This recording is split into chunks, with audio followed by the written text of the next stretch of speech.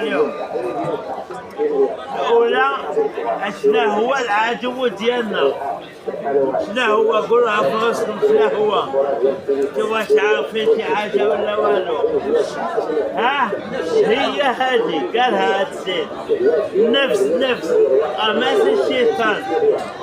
الله قال وإما ينزغنك من الشيطان نزغ فاستعذ بالله، يعني يقول أعوذ بالله من الشيطان يخنس الشر، ولكن النفس هزها معك مهلب فيها وهي أمارة بالسوء، إن النفس لأمارة بالسوء.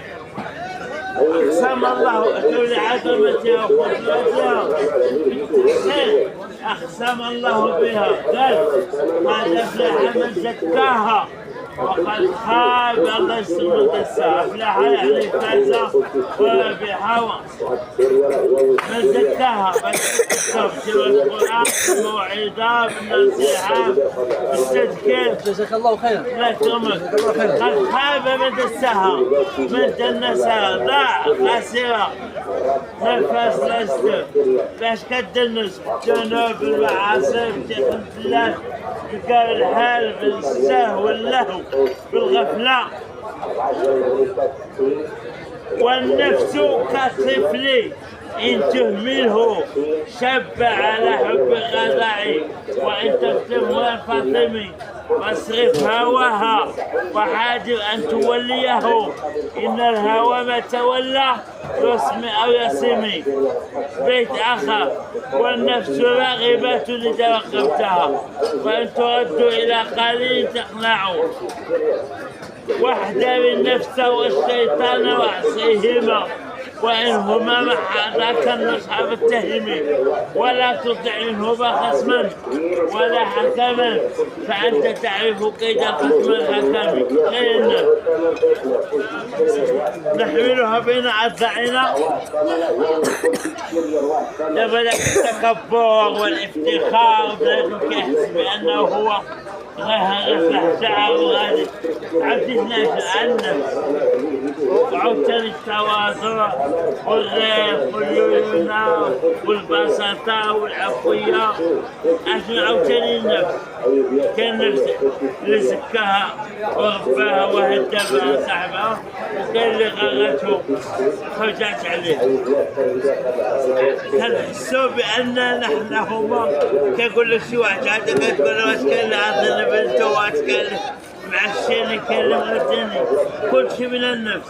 وبنادم عرف بأنك أنت مثقال ذرة في هذا الكون، الجبل أكبر منك، الطور أكبر منك، ولكن أنت كتحس حيت نفسك غراتك بأنك ذاك العجب والكيف والغرور كل شيء من هذا من النفس.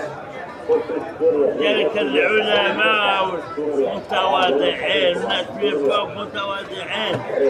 لذلك كان شي واحد غني وعنده فلوس ولكن ما قاريش مشكلة متكبر، ولكن عنده الفلوس وقاري وهذه عارف كيدير. الله ملك يقولنا خلقهم من نطفة من علقة. شوف غير كيف خلق الله نطفة علقة قاع من ستي موت قاع من ستي صغير لا تملك شيئا، ينطفوك يوكلوك يشربوك. عندك تحت عندك كذا يلا كتمشى شويه وياكل شويه ايوا من اللي تشميتي. كنقول حنا سنانك حسن مزيان صافي تتكلم معاك كتمشى وكتجي المشي زعما ديالك راه انت بحال النفاخه أيسر عاد دم يوقف العوق ديالك مع فلان تيجي. ذلك لا تهمت أنك لكن تعرف تسير الله ولا تفلاه. قال إذا ملء السنابل تنحني تواضعا والفارغات رؤوسهن شوامخ. سوق الخاويات سبولة والخاويات. تواضع تكون كالبدر لاح لناظر على سبحات الماء وهو غفيع، ولا تكن كالدخان يعلو بنفسه فوق طبقات الجو وهو واضع.